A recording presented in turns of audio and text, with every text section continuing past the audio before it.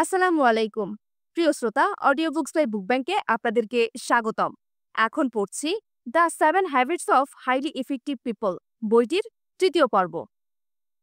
পারস্পরিক নির্ভরশীলতার ধারণা অনেক বেশি পরিপক্ক এবং অধিকতর অগ্রগামী একটি ধারণা। ধরা যাক আমার যথেষ্ট আত্মবিশ্বাস ও শারীরিক সক্ষমতা রয়েছে, তবু আমি শারীরিকভাবে পারস্পরিক নির্ভরশীলতার স্তরে অবস্থান করি। এর ফলে আমি একা সর্বোচ্চ চেষ্টায় যে লক্ষ্য অর্জন করতে পারতাম, অন্যের সঙ্গে আমার কাজের শক্তিকে যুক্ত করে আমরা একত্রে এর চেয়ে অনেক গুণ বড় লক্ষ্য অর্জন করতে পারবো।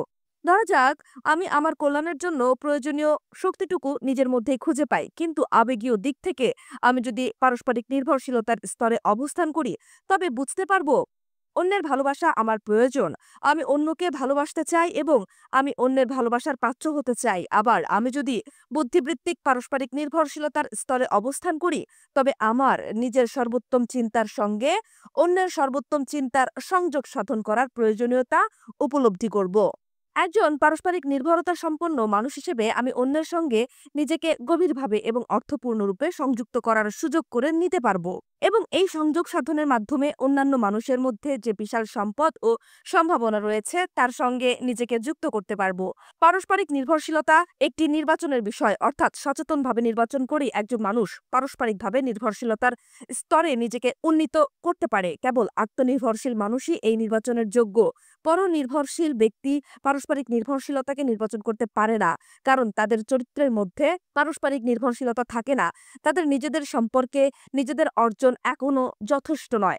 তাই পারস্পরিক নির্ভরশীলতার স্তরে পৌঁছাতে হলে প্রথমে আত্মনির্ভরশীল হওয়া প্রয়োজন।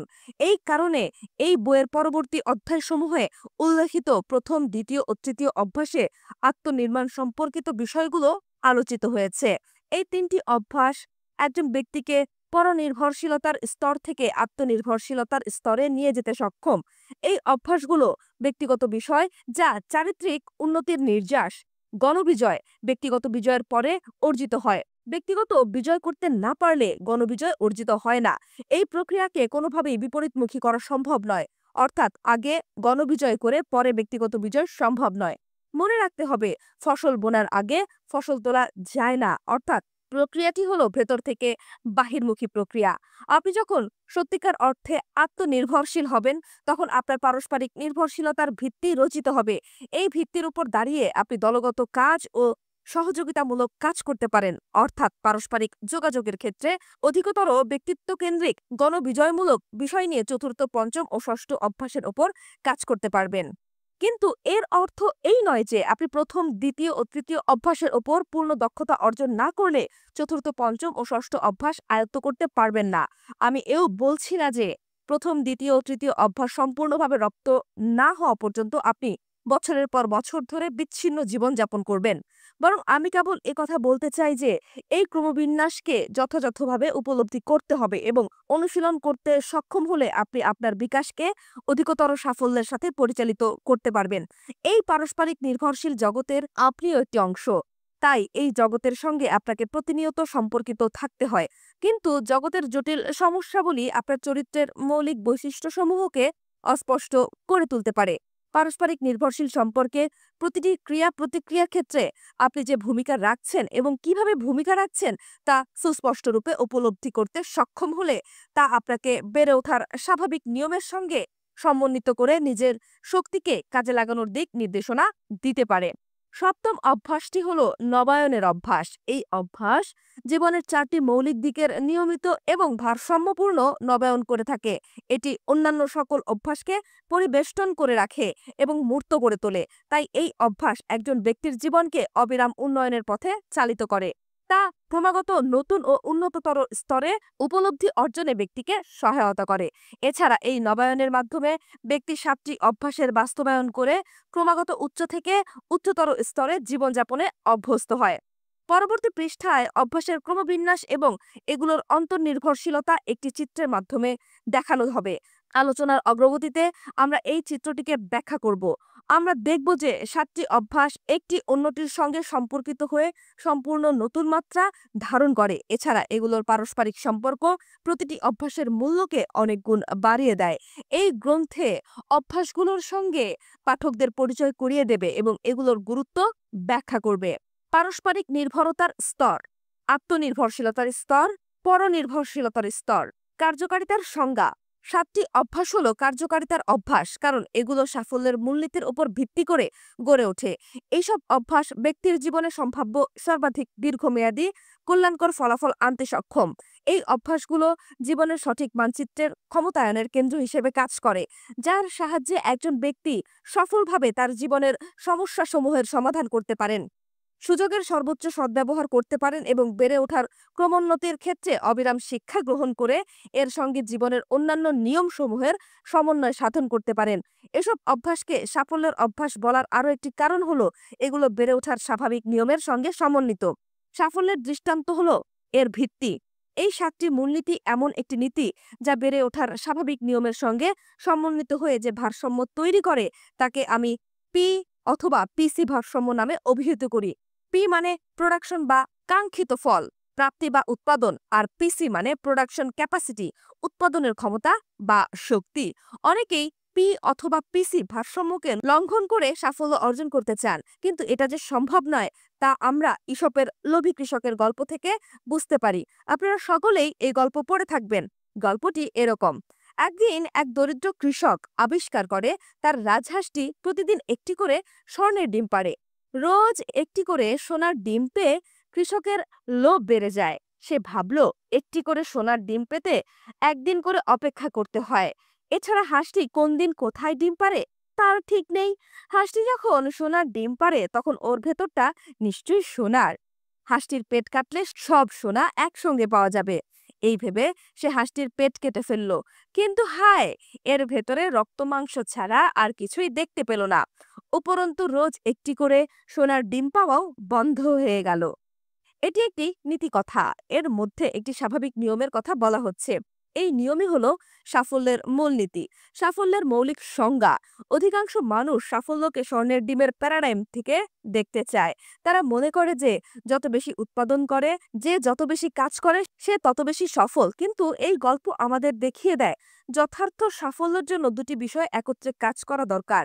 তা হলো পি বা উৎপাদিত দ্রব্য, যেমন স্বর্ণের ডিম, আরেকটি হলো পিসি বা উৎপাদনকারী, অর্থাৎ উৎপাদন ক্ষমতা বা উৎপাদনের শক্তি, যেমন রাজহাঁস। আপনি যদি জীবনের এমন একটি ধরনকে গ্রহণ করেন যা কেবল স্বর্ণের ডিমের প্রতি মনোযোগ দেয় কিন্তু রাজহাঁসকে উপেক্ষা করে, তবে খুব শীঘ্রই রাজহাঁসকে হারাবেন। স্বর্ণের ডিম উৎপাদনের শক্তি আপনার থাকবে না। অন্যদিকে আপনি যদি কেবল রাজহাঁসের যত্ন নেন, স্বর্ণের ডিম অর্জনের প্রতি লক্ষ্য না রাখেন, তাহলে খুব শীঘ্রই আপনি রাজহাঁসটি বা নিজের ভরণ পোষণের সামর্থ্য হারাবেন। কার্যকারিতা বা যথার্থ সাফল্যের জন্য তাই আপনাকে ভারসাম্য রক্ষা করতে হবে। এই ভারসাম্যকে আমি পি অথবা পিসি ভারসাম্য নামে আখ্যায়িত করি। এখানে পি অর্থ প্রকাশিত ফলাফল, উৎপাদন অর্থাৎ স্বর্ণের ডিম, আর পিসি মানে প্রোডাকশন ক্যাপাসিটি বা উৎপাদনের ক্ষমতা বা সামর্থ্য, অর্থাৎ সেই সম্পদ যা স্বর্ণের ডিম উৎপাদন করতে পারে। 3 প্রকার সম্পদ। মূলত সম্পদ 3 প্রকার: শারীরিক সম্পদ, অর্থনৈতিক সম্পদ এবং মানবীয় সম্পদ। চলুন এদের প্রত্যেককে আলাদাভাবে বিশ্লেষণ করা যাক। কয়েক বছর আগে আমি বাগানের ঘাস কাটার জন্য বৈদ্যুতিক শক্তিচালিত একটি যন্ত্র ক্রয় করি, যা ঘাস কাটার জন্য একটি বস্তুগত সম্পদ। যন্ত্রটির রক্ষণাবেক্ষণের কোনো ব্যবস্থা না নিয়ে আমি দিনের পর দিন এর ব্যবহার করি। এটি 2 বছর ভালো চলে, তারপর বিকল হতে শুরু করে।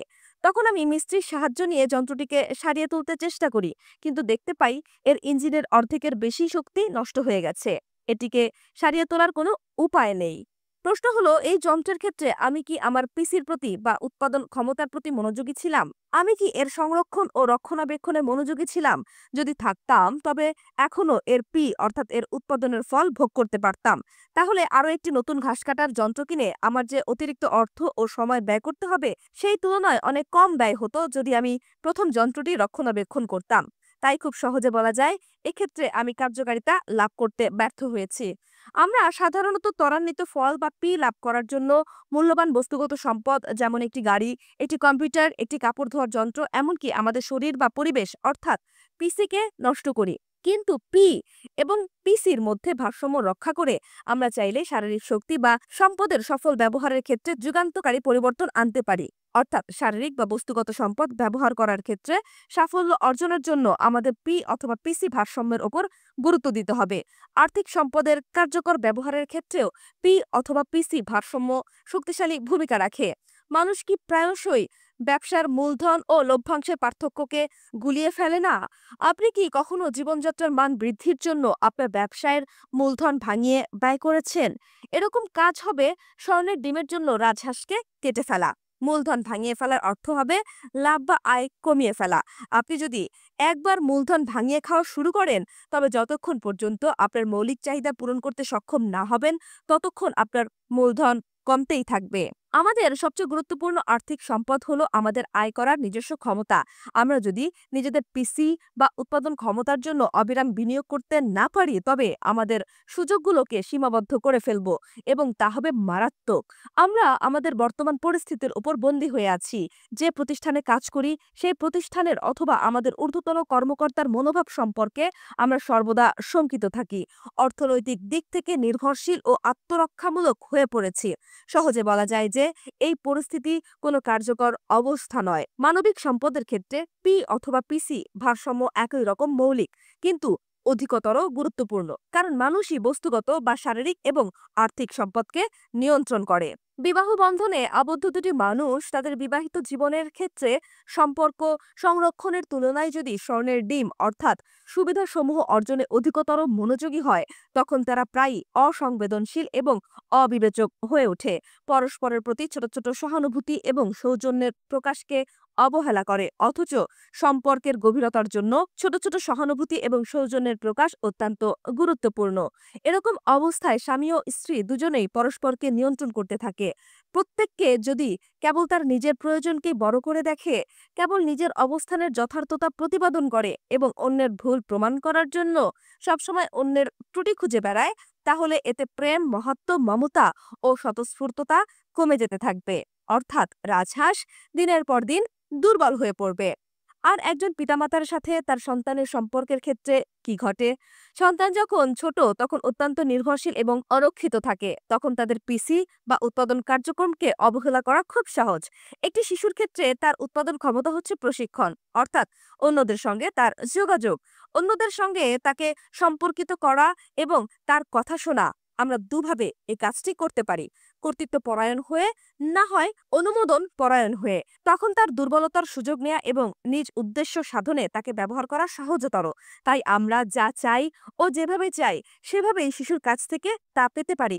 আমরা মনে করতে পারি তারা ছোট, আমরা বড়, আমরা বেশি বুঝি এবং সঠিকটা বুঝি, সুতরাং তাদের কি করতে হবে তা আমরা বলে দিতে পারি, ধমক দিতে পারি, বাধ্য করতে পারি। এর বিপরীত ব্যবস্থা হলো অনুমোদন পরায়ণতা, অর্থাৎ আমরা সন্তানদের প্রশ্রয় দিতে পারি। তারা যা চায় এবং যেভাবে চায় সবসময় তা সেভাবে তাদেরকে করতে দিয়ে তাদের কাছে প্রিয় হতে পারি। এ পথ হলো সন্তানদের কাছে প্রিয় হওয়ার স্বর্ণের ডিম অর্জন করার পথ। কিন্তু এতে তারা চাওয়া পাওয়ার ক্ষেত্রে কোনো অভ্যন্তরীণ মানদণ্ডের বোধ ছাড়াই বেড়ে উঠবে। শৃঙ্খলা বোধ সম্পন্ন বা দায়িত্ববোধ সম্পন্ন হওয়ার প্রতি তাদের কোনো অঙ্গীকার থাকবে না। কর্তৃত্ব পরায়ণতা বা অনুমোদন পরায়ণতার উপরে উল্লেখিত দুটি পথই হলো স্বর্ণের ডিম কেন্দ্রিক মানসিকতার দৃষ্টান্ত। আপনি চান আপনার পথ তাদের কাছে গ্রহণযোগ্য হবে, অথবা আপনি চান সন্তানদের কাছে আপনি পছন্দনীয় হবেন। কিন্তু আপনি ভেবে দেখেছেন কি ইতিমধ্যে রাজহাঁসটির ভাগ্যে কি ঘটেছে? আপনার সন্তান যখন সামাজিক জীবনের সঙ্গে প্রথম পরিচিত হয়ে উঠছে, তখন নির্ধারিত লক্ষ্য অর্জনের জন্য তার কতটুকু দায়িত্বশীল ও সুশৃঙ্খল হওয়া প্রয়োজন? কাঙ্ক্ষিত বিষয়গুলো নির্বাচন করার ক্ষেত্রে তার কি পরিমাণ আত্মবিশ্বাস থাকা প্রয়োজন? এসব বিষয় কি আপনি ভেবে দেখেছেন? এছাড়া আরেকটি বিষয় ভেবে দেখার আছে, তা হলো আপনার সঙ্গে তার সম্পর্কের ক্ষেত্রে কি ঘটবে।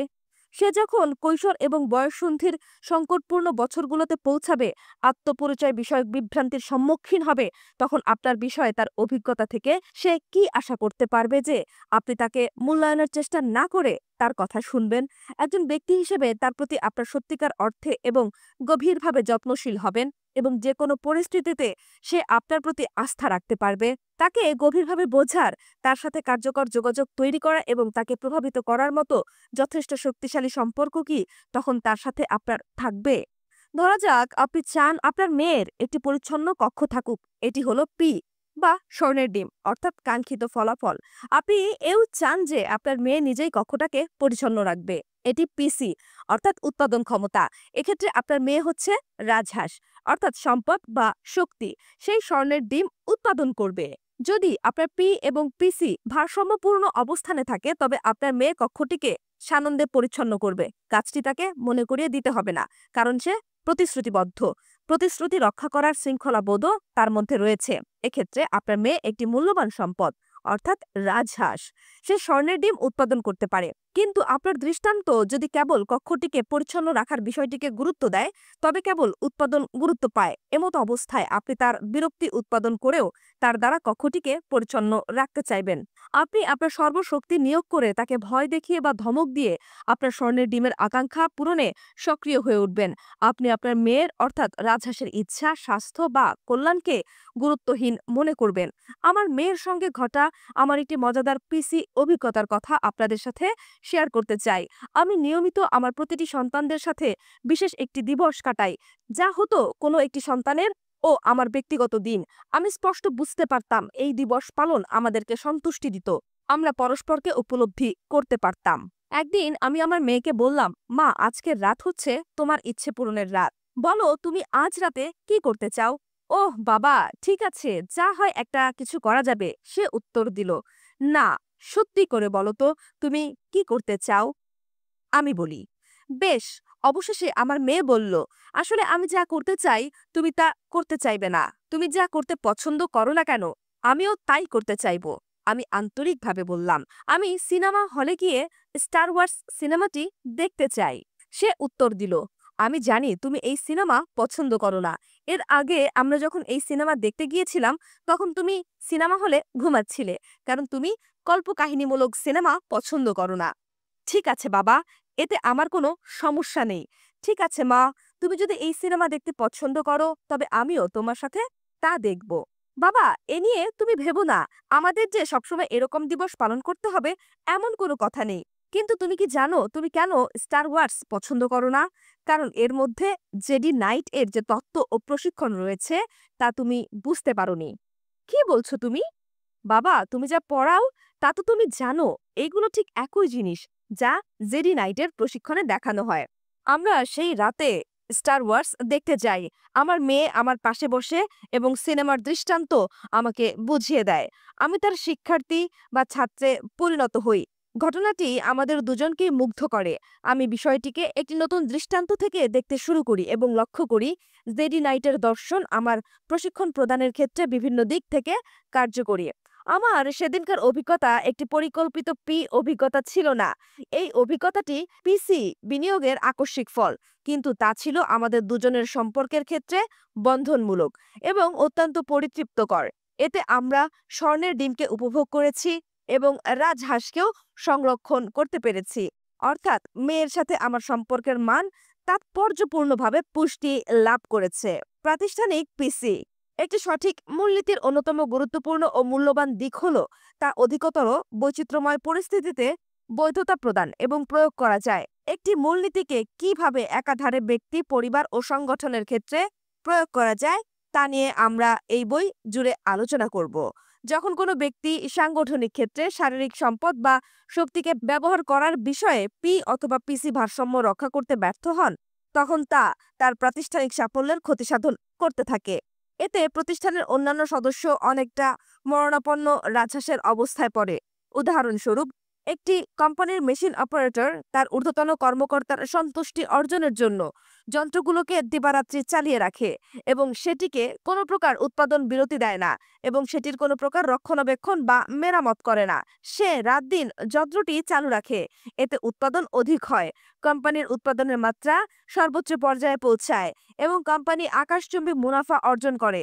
ফলে খুব কম সময়ের মধ্যে সে কর্মকর্তার পদোন্নতি ঘটে, অর্থাৎ তিনি স্বর্ণের ডিম অর্জন করেন।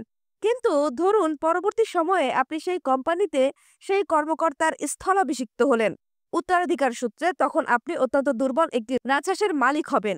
কোম্পানির যন্ত্রপাতিগুলোতে এরই মধ্যে মরিচা পড়েছে এবং নষ্ট হতে শুরু করেছে। এমত অবস্থায় আপনাকে এগুলোর রক্ষণাবেক্ষণে অনেক বেশি ব্যয় করতে হবে। ফলে খরচের গতি হবে ঊর্ধ্বমুখী আর মুনাফা হবে নিম্নমুখী। তখন কে এই স্বর্ণের ডিমের ক্ষতির জন্য দায়ী হবেন? আপনি নাকি আপনার পূর্বসূরি, যিনি সম্পদ বা শক্তিকে নিঃশেষিত করে গিয়েছেন? লক্ষ্য করুন, কোম্পানির হিসাবের খাতায় কেবল উৎপাদনের খরচ এবং মুনাফার হিসাব রাখা হয়েছে। রক্ষণাবেক্ষণের অভাবে রাজহাঁস বা যন্ত্রপাতি যে নিঃশেষিত হওয়ার পথে এগিয়েছে তার হিসাব রাখা হয়নি। একটি প্রতিষ্ঠানের মানবিক সম্পদ বা শক্তির ক্ষেত্রেও পি অথবা পিসি ভারসাম্য বিশেষ গুরুত্ব দাবি করে। প্রতিষ্ঠানের ক্ষেত্রে ক্রেতা হলো উৎপাদন, আর প্রতিষ্ঠানের জনবল হলো উৎপাদন ক্ষমতা। আমি একটি রেস্টুরেন্টের কথা জানি, যেখানে মধ্যাহ্নভোজনে দারুণ মজাদার ঘন ক্ল্যাম সোডার পরিবেশন করা হতো। প্রতিদিন এই রেস্টুরেন্টে দুপুরের ক্রেতার ঢল নামতো। এক সময় এই রেস্টুরেন্ট বিক্রি হয়ে যায়। নতুন মালিক স্বর্ণের ডিমের প্রতি গুরুত্ব আরোপ করেন। তিনি সিদ্ধান্ত নেন নিরামিষের ক্ষেত্রে দামি সবজির পরিমাণ কমিয়ে দেবেন। এতে খরচ কমে যাবে, মুনাফা বাড়বে। মাসখানেক এই অবস্থা চলতে থাকে। ফলে রেস্টুরেন্টের খাবার তৈরির খরচ কমে যায়, দাম ঠিক থাকে, মুনাফা বেড়ে যায়। কিন্তু ধীরে ধীরে ক্রেতারা উধাও হতে থাকে। রেস্টুরেন্টের প্রতি ক্রেতাদের বিশ্বাস উবে যায়, ব্যবসায় মার খায়। নতুন মালিক ব্যবসার সুনাম ফিরে পেতে প্রাণান্তকর চেষ্টা করে, কিন্তু ব্যর্থ হন, কারণ তিনি ক্রেতাদের অবহেলা করেছেন, তাদের বিশ্বাস নষ্ট করেছেন। ফলে পিসি বা উৎপাদন ক্ষমতা ক্ষয়প্রাপ্ত হয়েছে। এই রেস্টুরেন্টে স্বর্ণের ডিম পাড়ার জন্য যে রাজহাঁস ছিল তা হারিয়ে গেছে। এমন অনেক প্রতিষ্ঠান আছে যারা তাদের ক্রেতাদের প্রতি অধিকতর মনোযোগ দিয়ে থাকে, কিন্তু সেসব কর্মকর্তা কর্মচারীরা ক্রেতাদের সামলানোর কাজে নিয়োজিত থাকেন, তাদের প্রতি খুব মনোযোগ দেয় না। পিসি মূলনীতির মূল কথা হলো আপনার ক্রেতাদের সঙ্গে আপনার কর্মচারীরা যেমন আচরণ করবে বলে আপনি আশা করেন, আপনার কর্মচারীদের সাথেও আপনি তদ্রূপ আচরণ করুন। আপনি একজন মানুষের শ্রম কিনতে পারেন, কিন্তু তার হৃদয় কিনতে পারেন না। তার উৎসাহ এবং আনুগত্যের অবস্থান তার হৃদয়ে। আপনি একজন মানুষের পিঠ কিনতে পারেন, কিন্তু তার মস্তিষ্ককে কিনতে পারেন না। একজন মানুষের সৃজনশীলতা, উদ্ভাবন শক্তি ও তার সম্পদের উৎস হচ্ছে তার মস্তিষ্ক। পিসি বা উৎপাদন ক্ষমতা তখনই সর্বোচ্চ পরিমাণে কাজ করে যখন আপনার কর্মচারীরা নিজেদেরকে এই প্রতিষ্ঠানের স্বেচ্ছাসেবী বলে মনে করে, এবং আপনিও আপনার কর্মচারীদেরকে স্বেচ্ছাকর্মী বলে ভাববেন, কারণ আসলেই আপনার কর্মচারীরা যথার্থই আপনার প্রতিষ্ঠানের স্বেচ্ছাকর্মী, কারণ তারা তাদের নিজেদের শ্রেষ্ঠ অংশ অর্থাৎ শ্রম ও মেধা আপনার প্রতিষ্ঠানের সেবায় নিবেদন করে। একবার একদল লোক নিয়ে আমি কাজ করছিলাম, যেখানে এই দলেরই একজন সদস্য আমাকে প্রশ্ন করেছিল, আপনি কিভাবে অলস ও অদক্ষ কর্মীদের দিয়ে ঠিকমতো কাজ করান? তখন অন্য একজন এর উত্তরে বলেছিল, তার উপর হ্যান্ড গ্রেনেড নিক্ষেপ করতে হবে। দলের আরো অনেকে উৎসাহের সাথে এর সাথে সমর্থন দিয়ে বলল, হয় কাজ করো, না হয় সরে পড়ো। কিন্তু দলের আরেকজন জিজ্ঞাসা করলো, ছাঁটাই করা লোককে আর কে চাকরি দেবে? জবাব এলো, কেউই না। তখন আরো একজন বলল, আচ্ছা তুমি কি তোমার ক্রেতাদের সাথে এরকম আচরণ করতে পারবে? তাদেরকে কি বলতে পারবে যে, শুনুন, আপনি যদি কিনতে না চান তাহলে এখান থেকে বিদায় হন? পূর্ববর্তী বক্তা জবাবে বলল, ক্রেতার সাথে কেউ এরকম আচরণ করতে পারে না, তাহলে আপনি কিভাবে আপনার কর্মচারীদের সঙ্গে এরকম আচরণ করতে পারেন? কারণ এদের আমি নিয়োগ দিয়েছি। আচ্ছা, আপনার কর্মচারীরা কি আপনার প্রতিষ্ঠানের প্রতি নিবেদিত? তারা কি খুব পরিশ্রম করে? তাদের বেতন কি রকম? আপনি কি উপহাস করছেন? আজকালকার দিনে আপনি কোথাও ভালো মানুষ খুঁজে পাবেন নাকি? সবাই অতিরিক্ত বেতন দাবি করবে, কিন্তু অফিসে তাদের অনুপস্থিতির মাত্রাও বেশি, অমাবস্যার চাঁদের মতো। মানুষের মাঝে আর আবেগের মতো আর আন্তরিকতার লেশ মাত্র অবশিষ্ট নেই। এই আলোচনা স্বর্ণের ডিমকেন্দ্রিক দৃষ্টিভঙ্গি বা উদাহরণস্বরূপ বা দৃষ্টান্ত। এই দৃষ্টান্ত আমি ছাড়া অন্যান্য মানুষের শ্রম ও চিন্তার অসীম শক্তিকে কাজে লাগাতে সম্পূর্ণভাবে ব্যর্থ হয়। সাফল্য ভারসাম্যের ওপর টিকে থাকে। পির ওপর অতিরিক্ত গুরুত্ব আরোপ করলে পিসির ক্ষতি হয়, যন্ত্র বিকল হয়, ব্যাংকের জমা নিঃশেষিত হয়, সম্পর্ক ভেঙে পড়ে। পিসির ওপর অতিরিক্ত গুরুত্ব প্রদান করা হলো এমন একজন ব্যক্তির মতো কাজ করা যে দিনে ৩-৪ ঘন্টা দৌড়ায় এবং মনে করে এই দৌড়ানো তার ১০ বছর আয়ু বৃদ্ধি করবে, কিন্তু সে এই হিসাব রাখে না যে তার জীবনের এই বাড়তি ১০ বছর সে দৌড়িয়ে কাটাচ্ছে। অথবা সে এমন একজন মানুষ যে সারা জীবন ধরে শিক্ষা গ্রহণ করে কিন্তু কখনো উৎপাদন করে না। অন্য মানুষের স্বর্ণের ডিমের ওপর নির্ভর করে সে জীবন ধারণ করে। এ হলো এক প্রকারের চিরন্তন ছাত্রত্বের লক্ষণ। পি অথবা পিসি অর্থাৎ উৎপাদন ও উৎপাদন ক্ষমতার ভারসাম্য রক্ষা করা, স্বর্ণের ডিম ও রাজহাঁসের স্বাস্থ্য ও কল্যাণের মধ্যে ভারসাম্য রক্ষা করাকে বোঝায়। যদিও সঠিক বিচার বিবেচনা এক্ষেত্রে অনেক কঠিন, কিন্তু আমি মনে করি এই ভারসাম্যই সাফল্যের সার কথা। এই ভারসাম্য হলো স্বল্প মেয়াদের সঙ্গে দীর্ঘমেয়াদের ভারসাম্য, পরীক্ষায় প্রাপ্ত গ্রেডের সঙ্গে পড়াশোনায় আত্মনিয়োগের ভারসাম্য, আপনার মেয়ের দ্বারা তার কক্ষ পরিচ্ছন্ন রাখা এবং এ কাজে তাকে প্রতিশ্রুতিবদ্ধ করে তোলার জন্য আপনার সঙ্গে তার সম্পর্কের গভীরতার ভারসাম্য প্রয়োজন। অর্থাৎ সে যেন সানন্দে স্ব-ইচ্ছায় কোনো বাহ্যিক চাপ ছাড়াই তার ঘরকে পরিচ্ছন্ন রাখে। এই ভারসাম্য প্রয়োজন। এই ভারসাম্য নীতিকে আপনি আপনার নিজের জীবনে তখনই বাস্তবায়িত দেখতে পাবেন যখন জীবনের দুই প্রান্তে দুটি প্রদীপ জ্বলতে পারবে। এই দুটি প্রান্তের একটি হলো অধিক সংখ্যক স্বর্ণের ডিম অর্জন করা এবং অন্যটি হলো আপনি নিজে অসুস্থ না হয়ে পড়া বা উৎপাদন কার্যে ক্লান্ত বা অক্ষম না হয়ে পড়া। অর্থাৎ আপনি যখন আগামীকাল সারাদিন কাজ করার জন্য আজকের রাতে প্রশান্তির ঘুম ঘুমাতে পারবেন, তখন আপনার জীবনে পি অথবা পিসি ভারসাম্য বাস্তবায়িত হয়েছে বলে মনে করবেন। পি অথবা পিসি ভারসাম্য হচ্ছে সাফল্যের মূল কথা। এটি জীবনের সর্বক্ষেত্রে প্রযোজ্য। আমরা এই ভারসাম্যকে অনুসরণ করতে পারি অথবা এর বিপরীতেও চলতে পারি, কিন্তু যেভাবেই চলি না কেন পি অথবা পিসি ভারসাম্য আমাদের জীবনে সর্বদা বিরাজমান। এটি আমাদের জীবনে বাতিঘরের মতো। এই ভারসাম্যই হলো সাফল্যের সংজ্ঞা বা দৃষ্টান্ত। এ বইয়ে যে 7টি অভ্যাসের কথা আলোচিত হয়েছে, এই ভারসাম্য হলো সেই 7টি অভ্যাসের ভিত্তি। বইটি কিভাবে ব্যবহার করবেন?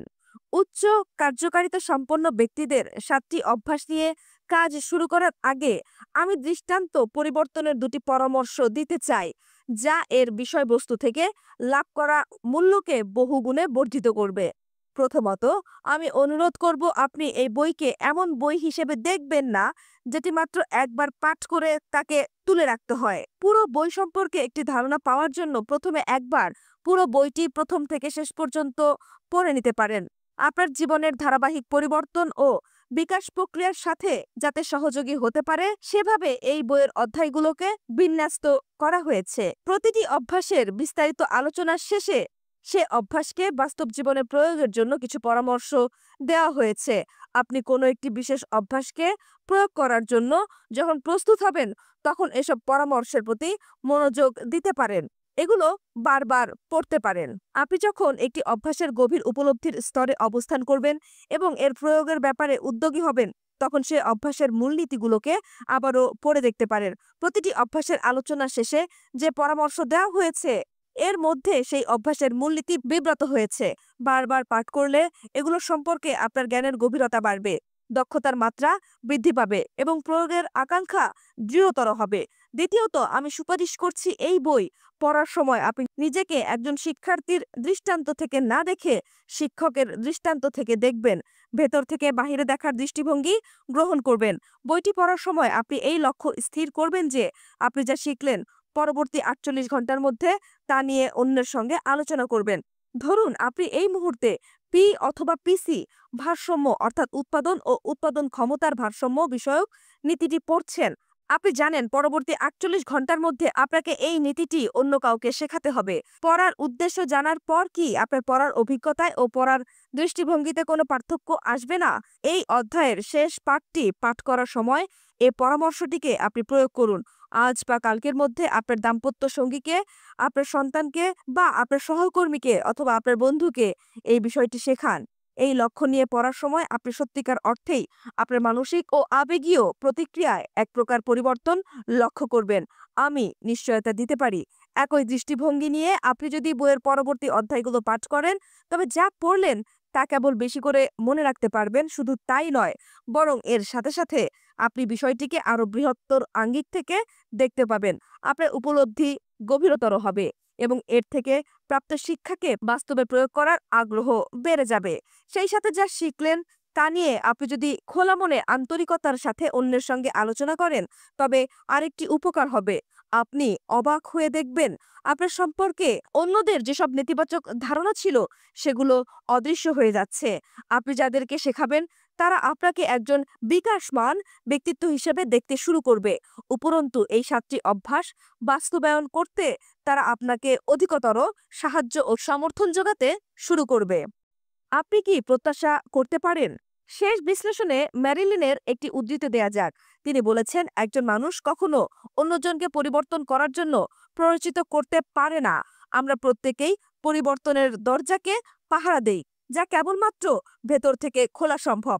আমরা অন্য কারো দরজা খুলতে পারি না, এমনকি কোনো যুক্তি বা আবেগপূর্ণ আবেদন দিয়েও নয়। আপনি যদি আপনার পরিবর্তনের দরজা খুলবেন বলে সিদ্ধান্ত নিয়ে থাকেন এবং 7টি অভ্যাসকে আত্মস্থ করে এই অনুসারে জীবনযাপনের প্রতিশ্রুতিবদ্ধ হন, তবে আমি আপনাকে নিশ্চয়তা দিতে পারি আপনার মধ্যে অনেক ইতিবাচক পরিবর্তন আসবে। প্রথমত, আপনার বিকাশ হবে ধীর ও বিবর্তনমূলক, কিন্তু এই বেড়ে ওঠার ফলাফল হবে বিপ্লবাত্মক। একটি বিষয় আপনি আমার সঙ্গে নিশ্চয়ই একমত হবেন যে কেবলমাত্র পি অথবা পিসি ভারসাম্য নীতিটিকে পূর্ণাঙ্গভাবে মেনে চললেই বেশিরভাগ ব্যক্তি ও প্রতিষ্ঠানের ক্ষেত্রে ইতিবাচক পরিবর্তন ঘটতে পারে। পরিবর্তনের বন্ধ দরজা খুলে দেওয়ার ক্ষেত্রে প্রথম 3টি অভ্যাস উল্লেখযোগ্য পরিমাণে আত্মবিশ্বাস বৃদ্ধি করবে। এই 3টি অভ্যাস হলো ব্যক্তিগত বিজয়ের অভ্যাস। এই অভ্যাসগুলো অনুসরণ করলে আপনি নিজেকে আরো গভীরভাবে এবং অধিকতর অর্থপূর্ণ উপায়ে জানতে সক্ষম হবেন। আপনি আপনার নিজের স্বভাব, গভীরতর মূল্যবোধ এবং আপনার মধ্যে অবদান রাখার যে অন্যান্য শক্তি রয়েছে তাকে শনাক্ত করতে পারবেন। আপনি যদি নিজের মূল্যবোধ অনুসারে জীবনযাপনে সক্ষম হন, তবে আপনি আপনার স্বাতন্ত্র্য, বিশুদ্ধতা, নিয়ন্ত্রণ বোধ এবং অভ্যন্তরীণ পরিচালনা শক্তি দ্বারা পরিচালিত হওয়ার প্রেরণা লাভ করবেন। তা আপনাকে উল্লসিত ও শান্তিপূর্ণ জীবনযাপনের প্রেরণা যোগাবে। আপনি তখন নিজেকে ভেতর থেকে সংজ্ঞায়িত করতে সক্ষম হবেন। অন্যের মতামত দ্বারা বা অন্যের সাথে তুলনা করে নিজেকে মূল্যায়িত না করে আপনি ভেতর থেকে নিজেকে আবিষ্কার করতে পারবেন। মজার ব্যাপার হলো, অন্যরা আপনার সম্পর্কে কি ভাবছে এই বিষয়টা আপনি যখন কম গুরুত্ব দিয়ে শুরু করবেন, তখন অন্যরা তাদের নিজেদের সম্পর্কে ও নিজেদের জগৎ সম্পর্কে কি ভাবছে এবং তারা আপনার সঙ্গে কি রকম সম্পর্ক রাখছে সেই সম্পর্কে আপনি বেশি সচেতন হয়ে উঠবেন। আপনি তখন অন্যের দুর্বলতার ওপর নির্ভর করে আপনার আবেগীয় জীবন গড়ে তুলবেন না, বরং আবেগীয় জীবন গঠনের এরকম প্রচেষ্টায় পরিবর্তন করবেন। এ থেকে বিরত থাকবেন। নিজের এই পরিবর্তন তখন আপনার কাছে অধিকতর কাম্য হয়ে উঠবে এবং সহজতর মনে হবে, কারণ আমাদের মনের গভীরে এমন কিছু আছে যা অবশ্যই পরিবর্তনহীন। শেষ 3টি অভ্যাসকে আমরা গণবিজয়ের অভ্যাস বলে অভিহিত করেছি। আপনি যদি এই 3টি অভ্যাস আত্মস্থ করার জন্য নিজেদের রুদ্ধদ্বার খুলে দিতে চান, তবে আপনার যেসব গুরুত্বপূর্ণ সম্পর্ক নষ্ট হয়ে যাচ্ছে বা ভেঙে পড়েছে সেগুলোকে সারিয়ে তোলা ও পুনঃপ্রতিষ্ঠিত করার আকাঙ্ক্ষা জাগবে এবং এর জন্য শক্তি আবিষ্কার করবেন। এছাড়া আপনার ভালো সম্পর্কগুলোর উন্নতি ঘটবে, অর্থাৎ এগুলো গভীরতর, দৃঢ়তর, সৃজনশীল ও দুঃসাহসিক হবে। যদি 7ম অভ্যাসটিকে মনে গভীরভাবে প্রথিত করা যায়, তবে তা বাকি 6টি অভ্যাসের নবায়ন করবে এবং আপনাকে যথার্থই স্বনির্ভর এবং সফলভাবে পারস্পরিক নির্ভরশীলতার জন্য গড়ে তুলবে। এর মাধ্যমে আপনি আত্মপ্রেরণার দক্ষতা অর্জন করবেন। আপনার বর্তমান অবস্থান যাই হোক না কেন, আমি আপনাকে নিশ্চিত বলতে পারি আপনি ও আপনার অভ্যাস এক নয়। আপনি আপনার পুরাতন আচরণ বিন্যাসকে নতুন বিন্যাস, অর্থাৎ সাফল্য, প্রশান্তি ও বিশ্বস্ততা নির্ভর সম্পর্ক দ্বারা প্রতিস্থাপিত করতে পারেন। এই বইয়ে বর্ণিত 7টি অভ্যাস পাঠ করার সময় আপনি আন্তরিক ও যত্নশীল হন। আপনার পরিবর্তনের রুদ্ধদ্বার খুলে ধরুন এবং সেভাবে বেড়ে উঠুন।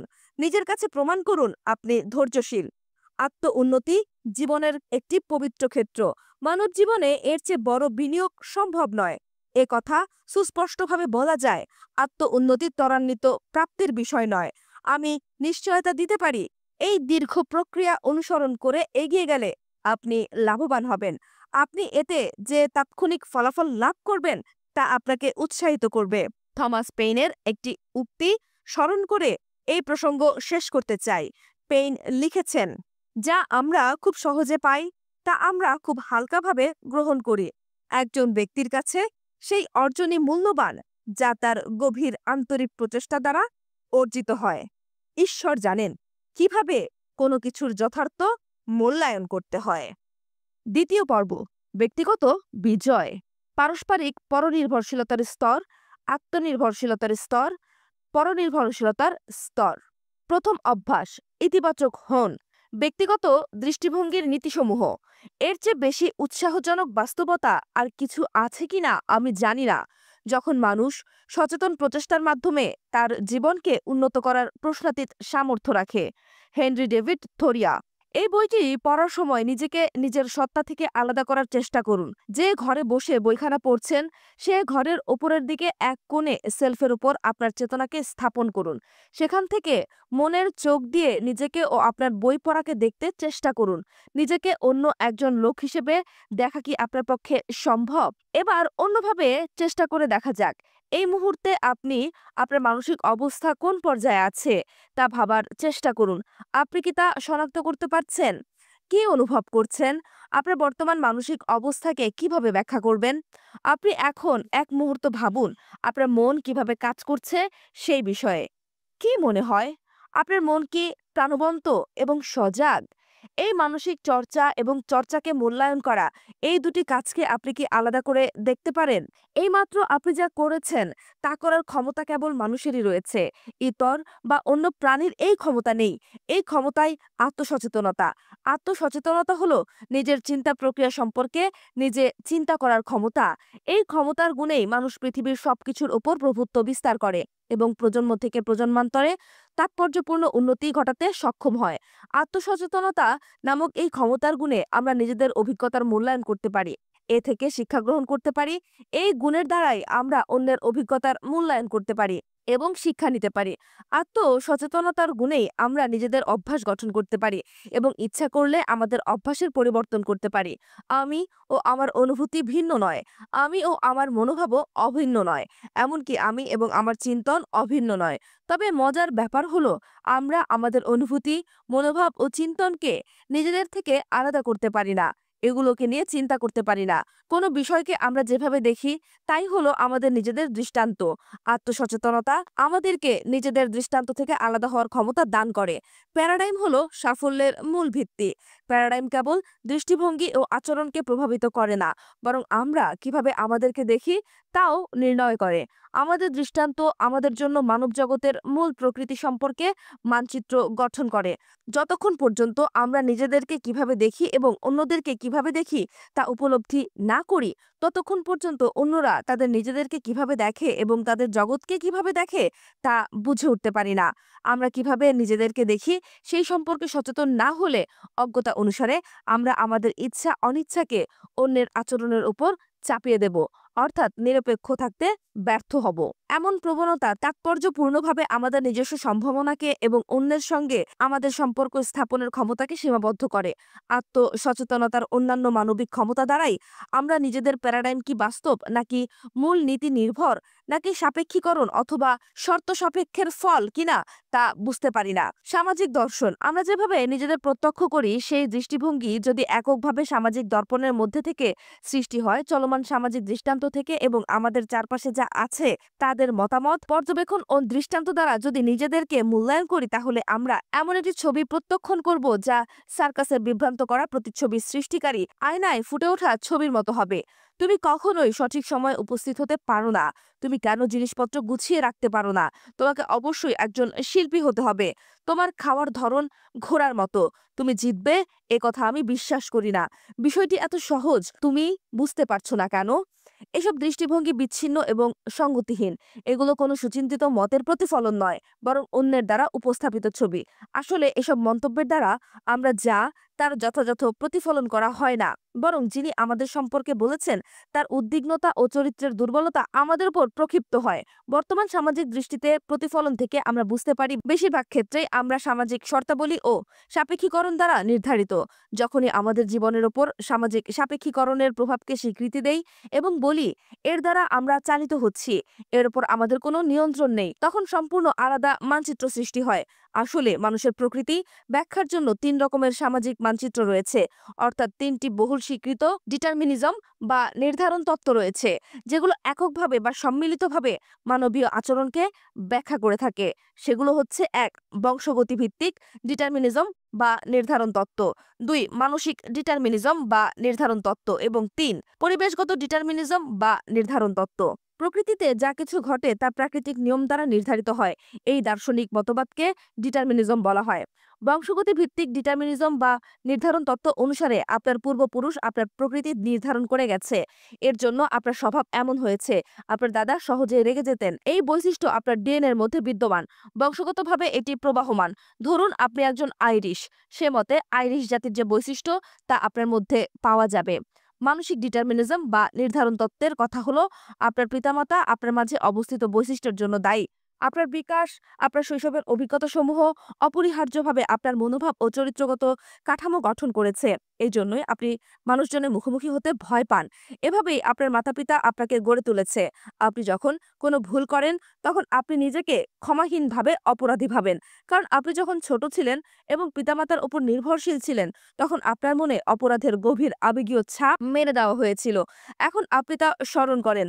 আশানুরূপভাবে কোনো কাজ না করতে পারায় আপনাকে আবেগময় শাস্তি প্রদান করা হয়েছিল অথবা অন্যের সঙ্গে তুলনা করা হয়েছিল। এসব ছবি আপনার মনের গভীরে প্রথিত রয়েছে। সে কারণেই আপনি তুচ্ছ কারণে নিজেকে ক্ষমাহীন অপরাধী ভাবেন। পরিবেশগত ডিটারমিনিজম বা নির্ধারণ তত্ত্ব মূলত বলে আপনার পরিবেশ বা ঊর্ধ্বতন কর্মকর্তা বা আপনার দাম্পত্য সঙ্গী বা আপনার ধৃষ্ট কিশোর সন্তানটি অথবা অর্থনৈতিক অবস্থা অথবা দেশের জাতীয় নীতিমালা আপনার প্রকৃতিকে এরকম করেছে।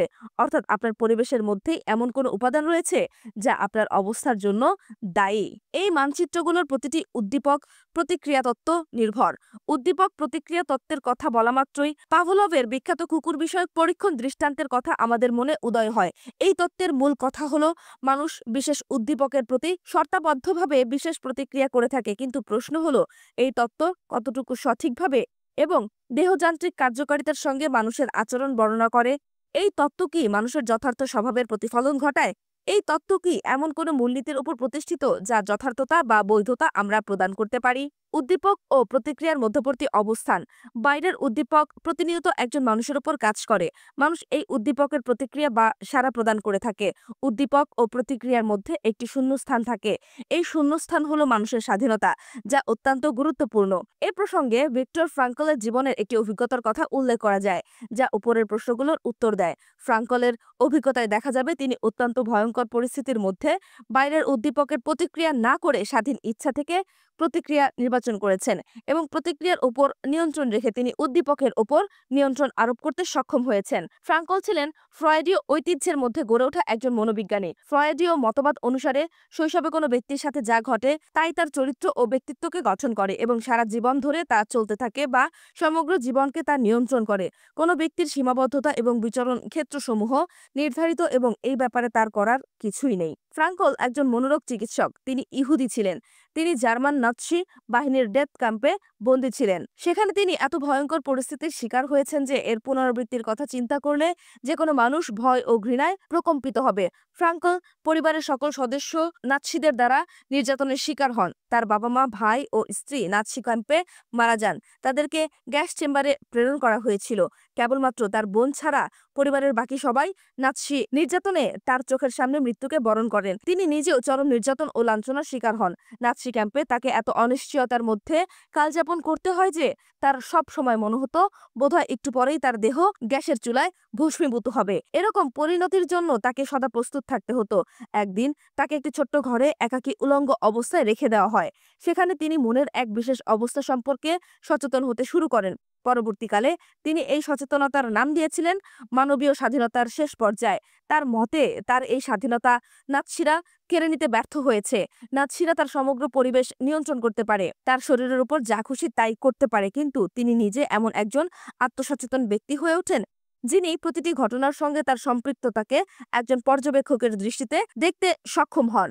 অর্থাৎ তিনি যতই অত্যাচারিত হন না কেন তার মূল ব্যক্তি অভিন্নতা বা মৌলিক আত্মপরিচয় অক্ষত থাকবে, যা নাৎসিরা তার কাছ থেকে ছিনিয়ে নিতে পারবে না। নাৎসি ক্যাম্পের বিরূপ পরিবেশের মাঝে তখনও তার এমন বিচক্ষণতা অবশিষ্ট ছিল যে তিনি ভাবতে পারছিলেন তখনকার সার্বিক পরিস্থিতি তাকে কিভাবে প্রভাবিত করতে পারে।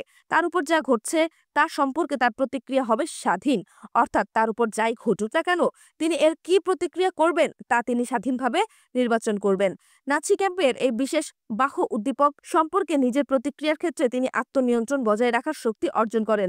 নাৎসি উদ্দীপক ও নিজের প্রতিক্রিয়ার মধ্যবর্তী অবস্থায় ফ্রাঙ্ক ভিন্ন পরিবেশে নিজেকে অবলোকন করতে পারতেন। যখন তার উপর অত্যাচার করা হতো তখন তিনি অবলোকন করতেন নাৎসিদের ডেথ ক্যাম্প থেকে মুক্তি পেয়ে তিনি তার ছাত্রছাত্রীদের ক্লাস নিচ্ছেন। মনের চোখে তিনি নিজেকে তার শ্রেণীকক্ষে অবলোকন করতে পারতেন।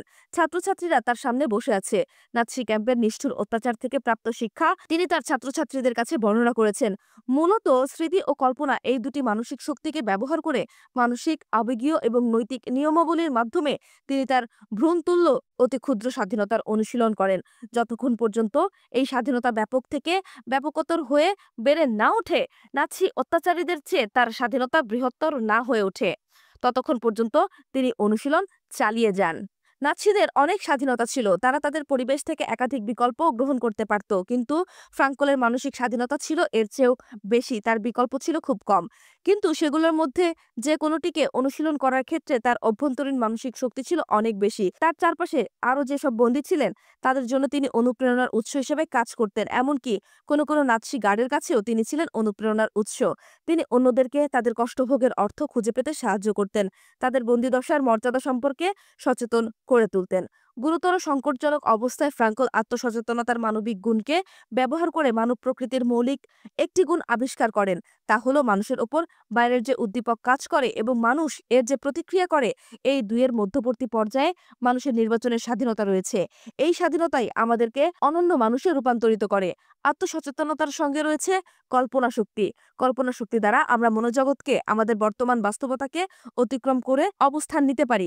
আমাদের বিবেক সঠিক ও ভুল সম্পর্কে আমাদেরকে গভীরভাবে সচেতন করে। এর নীতি আমাদের আচরণ নিয়ন্ত্রণ করে এবং আমাদের চিন্তা ও কাজ কতটুকু সমন্বিত তার মাত্রা সম্পর্কে ধারণা দেয়। এছাড়া আমাদের রয়েছে স্বাধীন ইচ্ছা, তা আমাদের অন্য সকল প্রভাব থেকে মুক্ত হয়ে আত্মসচেতনতার উপর নির্ভর করে কাজ করার ক্ষমতা প্রদান করে। সবচেয়ে বুদ্ধিমান মানবেতর প্রাণীরও এসব গুণাবলী নেই।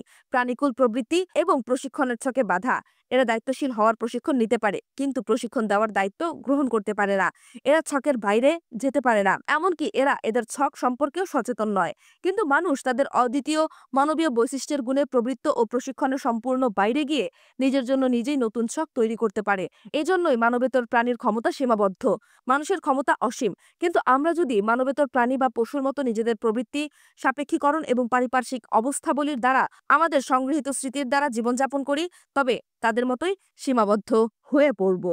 ডিটারমিনিস্টিক প্যারাডাইম প্রাথমিকভাবে জীববস্তু পর্যবেক্ষণ থেকে এসেছে, যেমন ইঁদুর, বানর, কবুতর ইত্যাদি জীবজন্তু এবং মানসিক বিকারগ্রস্ত মানুষের উপর চালানো গবেষণা থেকে। এই ধরনের গবেষণা হয়তো কিছু গবেষকের বিশেষ চাহিদা পূরণ করতে সক্ষম হয়েছে, কারণ ইহা অনুমানযোগ্য ও পরিমাণযোগ্য। কিন্তু মানবজাতির ইতিহাস ও আমাদের আত্মসচেতনতা কথা বলে না যে পৃথিবীর সব মানচিত্র একরকম হবে, অর্থাৎ একটি পরীক্ষণ ফলাফলে সবকিছু জানা যাবে। আমাদের অনন্য ও অদ্বিতীয় মানবিক গুণাবলী আমাদের প্রাণীজগতের ঊর্ধ্বে নিয়ে যায়। আমরা এসব গুণকে যত বেশি অনুশীলন করতে এবং উন্নত করতে পারব, গুণগুলো আমাদের অনন্য মানবীয় সম্ভাবনার স্ফুরণকে তত বেশি শক্তিশালী করে তুলবে। উদ্দীপক ও প্রতিক্রিয়ার মধ্যবর্তী স্থানে আমাদের একটি উচ্চমাত্রার শক্তি রয়েছে, তা হলো নির্বাচনের শক্তি বা বেছে নেয়ার স্বাধীনতা। ইতিবাচকতার সংজ্ঞা। মানব আচরণের মূলনীতি আবিষ্কার করার সময় ফ্রাঙ্কল একটি নির্ভুল আত্মমানচিত্রের বর্ণনা প্রদান করেছেন, যার মধ্য থেকে তিনি একজন উচ্চ কার্যকারিতা সম্পন্ন ব্যক্তির প্রাথমিক এবং সবচেয়ে মৌলিক অভ্যাসটি নির্ধারণ করেছেন। সেটি হলো যে কোনো পরিবেশে প্রোঅ্যাক্টিভ বা সক্রিয় থাকা। ব্যবস্থাপনা বিষয়ক রচনাসমূহে প্রোঅ্যাক্টিভ শব্দটি একটি বহুল ব্যবহৃত শব্দ হওয়া সত্ত্বেও অধিকাংশ অভিধানে এই শব্দটিকে খুঁজে পাবেন না। ব্যবস্থাপনায় এই শব্দটি সাধারণত উদ্যোগ গ্রহণ করাকে বোঝায়, কিন্তু আসলে শব্দটি কেবল উদ্যোগ গ্রহণকে বোঝায় না, বরং এর চেয়ে বেশি কিছু বোঝায়। এর অর্থ হলো মানুষ হিসেবে আমরা আমাদের নিজেদের জীবনের জন্য দায়ী। আমাদের আচরণ হচ্ছে আমাদের সিদ্ধান্তসমূহের বহিঃপ্রকাশ, আমাদের পরিস্থিতির নয়। আমাদের অনুভূতিকে আমরা আমাদের মূল্যবোধের অধীনস্থ করতে পারি। আমরা কোনো কিছুকে ঘটানোর উদ্যোগ ও দায়িত্ব নিতে পারি। প্রোঅ্যাক্টিভ বা সক্রিয় হওয়ার অর্থ হলো যে কোনো পরিস্থিতিতে আবেগপ্রবণ বা উত্তেজিত না হয়ে ঠান্ডা মাথায় চিন্তা ভাবনা করে সিদ্ধান্ত ও পদক্ষেপ গ্রহণ করা। অন্যের কাজের প্রতিক্রিয়া হিসেবে কোনো আচরণ বা কাজ না করে সর্বাবস্থায় নিজের লক্ষ্য ও দৃষ্টিভঙ্গি অনুসারে আচরণ ও কর্মপন্থা নির্ধারণ করা। কি কি নেই তা নিয়ে হাহুতাশ না করে যা আছে তা নিয়েই সুপরিকল্পিতভাবে কাজ শুরু করা, এই দৃষ্টিভঙ্গি সবসময় বিজয় ও সাফল্য ছিনিয়ে আনে। ইংরেজি রেসপন্সিবিলিটি শব্দটির কথাই ধরা যাক।